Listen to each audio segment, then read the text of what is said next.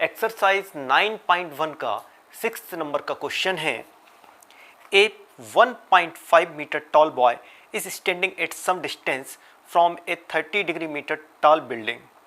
The angle of elevation from his eyes to the top of the building increases from 30 to 60 as he walks towards the building. Find the distance he walked towards the building. Question में हम लोगों को बोला गया है 6 number के कि 1.5 metre लंबा एक लड़का 30 मीटर ऊंचे भवन से कुछ दूरी पर खड़ा हुआ है। जब वह ऊंचे भवन की ओर जाता है तब उसकी आंख से भवन के शिखर का उन्नयन कोण 30 डिग्री से 60 डिग्री हो जाता है। बताइए कि वह भवन की ओर कितनी दूरी तक चलकर गया है। तो सबसे पहले हम क्वेश्चन के अनुसार जो हमने जो बातें समझी हैं उनको देखते हैं और ये फिगर बनाया है और कुछ बातों को हम इसमें मेंशन करेंगे क्वेश्चन में। तो सबसे पहले हम बात करते हैं ए बी हमने उस बॉय को बनाया है, उस लड़के को बनाया है जिसकी हाइट हम लोगों को दी हुई है कितना 1.5 मीटर। लड़के की जो हाइट है वो 1.5 मीटर है जिसको हमने ए बी से रिप्रेजेंट किया है। Height of the boy 1.5 metre, लड़के की ऊंचाई हमारा ए बी से दर्शाया है जिसको हमने। सेम इसी प्रकार हमें हाइट ऑफ द बिल्डिंग, भवन की ऊंचाई हमको दी हुई है 30 मीटर, 30 मीटर हमें बताया गया है क्वेश्चन में और उसी के अनुसार हमने इस फिगर को बनाया है कि सबसे पहले लड़का जो बॉय है वो इस ए बी पोजीशन पर है और जब यहाँ से वो बिल्डिंग जो है, भवन जो है, उसके टॉप हिस्से को देखता है यानी एंगल ऑफ एलिवेशन बनेगा, उन्नयन कोण बनेगा। जब हम नीचे से ऊपर की ओर देखते हैं तब हमारा एंगल जो बनता है, कोण जो बनता है वो हमारा उन्नयन कोण होता है, एंगल ऑफ एलिवेशन कहलाता है। तो यहाँ लड़का खड़ा हुआ है, उसकी आंख के ठीक सीध में एक हमने लाइन को ड्रॉ किया। ये लाइन हमने एक जो लाइन ड्रॉ की ठीक इसके सीध में, आंख की सीध में, जो ए के रूप में इसको हम देख सकते हैं। इस लाइन को हम लोग बोलते हैं हॉरिजॉन्टल लाइन और आंख से उस टॉप के हिस्से को जहां हम देख रहे हैं उस लाइन को हम लोग नाम देते हैं क्या, लाइन ऑफ साइट। तो इस तरह से इन दोनों के बीच में जो बनने वाला एंगल हम लोगों को दिया हुआ है कितना 30 डिग्री, 30 डिग्री का एंगल बन रहा है। तो क्वेश्चन का जो पहला लाइन है वह हमें यही क्लियर करता है कि 30 डिग्री का एंगल हमें इस स्थिति में प्राप्त होता है जब ये लड़का आगे की ओर बढ़ता है, बिल्डिंग की ओर आगे बढ़ता है। तब हमने एक नई पोजीशन ली, ए बी से अब वो पहुंच जाता है कहाँ पर, ई एफ पोजीशन पर पहुंच जाता है। ई एफ पोजीशन पर पहुंचने के बाद जो कोण एंगल जो बनता है ऊपरी टॉप से रेखा वो बनता है 60 डिग्री। तो ये हम लोगों ने लिया 60 डिग्री का एंगल। अब हम लोगों को इसमें बोला गया है कि हमें यह बताना है कि ये इस ए पॉइंट से ई पॉइंट तक इसने कितना डिस्टेंस इसने कवर किया, तय किया। तो एक तरह से देखा जाए हमें ए ई का वैल्यू फाइंड करना है, तो ए ई को हमने क्वेश्चन मार्क के रूप में लिख दिया है। तो ये सारी बातें हमें क्वेश्चन में दी गई थी और उसको हमने ये फिगर के रूप में बना लिया है। अब हम देखते हैं सबसे पहले इसमें कुछ एक बातें हमको और समझना होगा कि जो त्रिकोणमिति होता है वह हमारे राइट एंगल ट्राइंगल, जो समकोण त्रिभुज होते हैं उन पे लागू होता है। तो ये तो हम हमेशा मानेंगे कि 90 डिग्री के एंगल से ये हमारे, इसको भी यदि हम नाम दे देते हैं, मान लीजिए इसको हमने नाम दे दिया, इस पॉइंट को जी नाम दे दिया और एक बार हम इस ट्रायंगल डी ई जी को लेते हैं और एक बार हम ट्रायंगल डी ए जी को लेते हैं। इसको लेने का उद्देश्य हमारा ये है, हमें निकालना है ए ई को निकालना है क्योंकि हमें बताना है ये जो बॉय था वो ए बी पोजीशन तक, ए बी पोजीशन से ई एफ पोजीशन तक जाने में कितना डिस्टेंस कवर कर रहा है। तो हमें निकालना है ए ई निकालने के लिए हमने कुछ इस तरह से सोचा है कि यदि हम इस ए जी को निकाल लें, ए जी को निकाल लेते हैं इस triangle A D G triangle में, यदि हम ए जी को निकाल लेते हैं, सेम इसी प्रकार डी ई जी ट्रायंगल में यदि हम ई जी को निकाल लेते हैं तो उस कंडीशन में ए जी में से इस फिगर को यदि माइनस किया जाएगा ई जी को तो ए ई हमें प्राप्त हो जाएगा। तो ये चीज़, इस चीज़ को हम देखते हुए, ध्यान में रखते हुए हम सबसे पहले ट्रायंगल ADG लेते हैं। ट्रायंगल ADG, हमें ध्यान रखना होगा इस ट्रायंगल ADG में DG का वैल्यू कितना होगा। तो पहले हम इसको निकालेंगे DG की वैल्यू को। DG का वैल्यू होना चाहिए हमारा, ये पूरा कितना दिया हुआ है 30 मीटर, ये हिस्सा दिया हुआ है AB आपको 1.5। अगर ये 1.5 है तो इसके ठीक सीध में ये वाला पोर्शन कितना हो जाएगा हमारा 1.5 होगा। अगर ये हिस्सा 1.5 है, ये पूरा हमारा 30 मीटर है, तो इस पूरे में से इतना पोर्शन माइनस करके इस DG को निकाला जा सकता है। तो सबसे पहला हमारा काम है इस पूरे DC में से DG को माइनस कर दिया जाए, GC को माइनस कर दिया जाए और DG हमारा प्राप्त हो जाएगा। तो इस चीज को हम लिखते हैं यहां पर, DG को निकालने के लिए हम क्या कर रहे हैं, DG को किस तरह से निकाल रहे हैं, DC माइनस GC।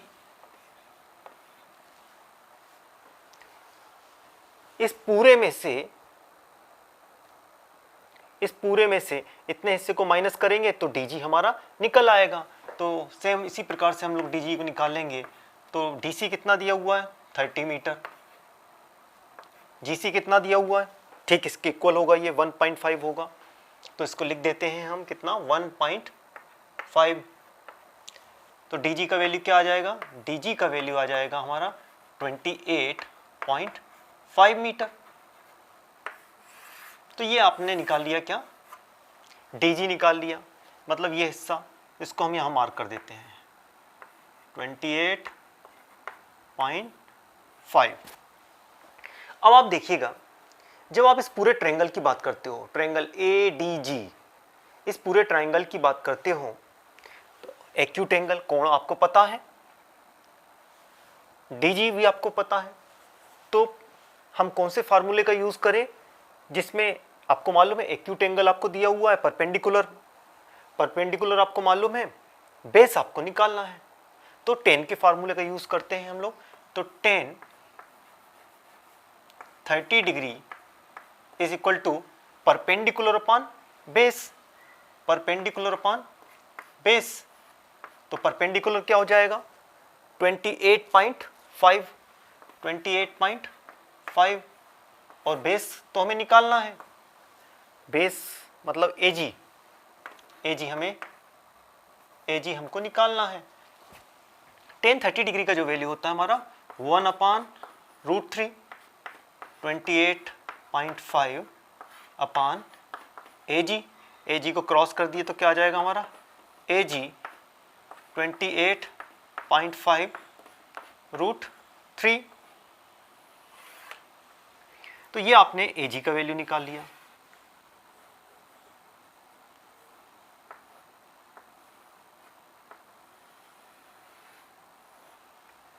AG का वैल्यू आता है हमारा कितना 28.5√3। सेम इसी प्रकार अब हम इस ट्रायंगल को लेंगे, इस ट्रायंगल से हमें क्या मिलेगा, EG मिलेगा। तो हमने लिया ट्रायंगल EDG। इस ट्रायंगल की बात करें तो आप लोगों को मालूम है यहाँ पर, फिर इस एंगल के ठीक सामने वाला परपेंडिकुलर, ये हम हो जाएगा हमारा बेस।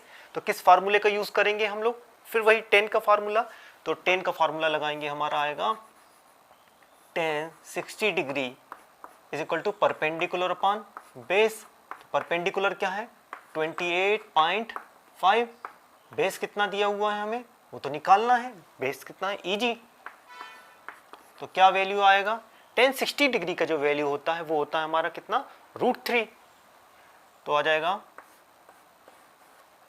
√3 28.5 और आ गया क्या हमारा EG। इसके आगे हम यहां सॉल्व करते हैं।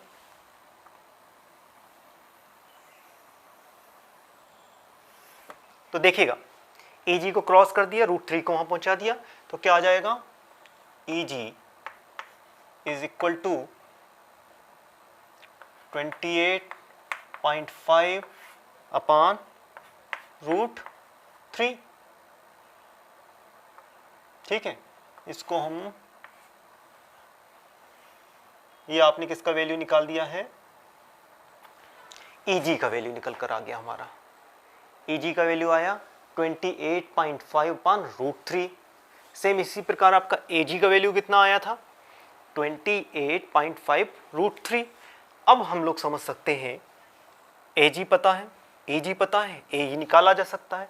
कैसे निकालेंगे, इस पूरे AG में से इतने हिस्से को माइनस करेंगे EG को, तो AE निकल आएगा। तो हम वही काम करेंगे, AE is equal to AG minus EG, AG minus EG। तो देखा आपने, AE को निकालने के लिए इस पूरे में से ये हिस्सा माइनस कर देंगे तो ये निकल आएगा। तो हमने इस प्रकार से लिख दिया, AE is equal to AG minus EG।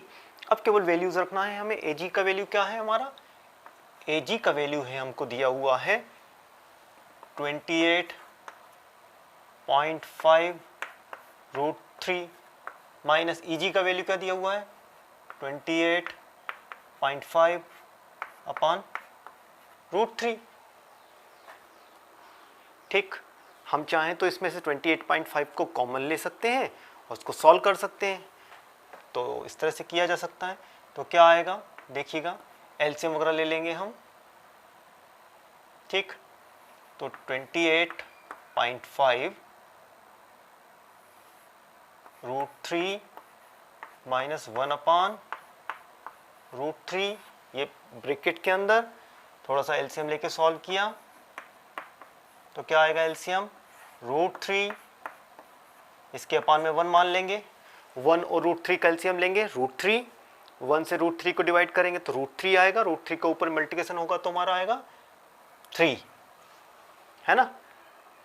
√3 का √3 में जब इंटू होगा, मल्टीप्लिकेशन होगा तो 3 आ जाएगा, -1। तो क्या आ गया, आप ये माइनस करेंगे तो 2 का इंटू यदि इसमें करेंगे तो क्या आएगा, 0, 7, 57.0/√3।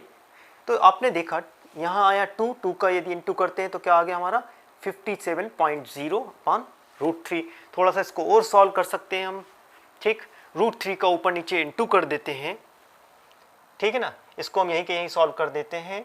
तो क्या आएगा हमारा, √3 का ऊपर नीचे यदि इंटू कर देंगे तो √3 का ऊपर नीचे, जिसको हम लोग परिमेयकरण करते हैं, तो यदि इसका इंटू करेंगे तो क्या होगा, तो आप लोग समझ सकते हैं, √3 का √3 में इंटू करोगे तो आएगा 3 से 57 को डिवाइड करोगे तो आएगा कितना, 19। ओके, √3 का √3 में इंटू किया तो 3 से हमने 57 को डिवाइड किया तो आया 19 और ये √3 बचा रहेगा, मतलब हमारा क्या आंसर आया, 19√3। तो इस तरह से आपका AE का जो वैल्यू आ गया 19√3। तो ये हमारा आंसर हो गया, AE इज इक्वल टू 19√3।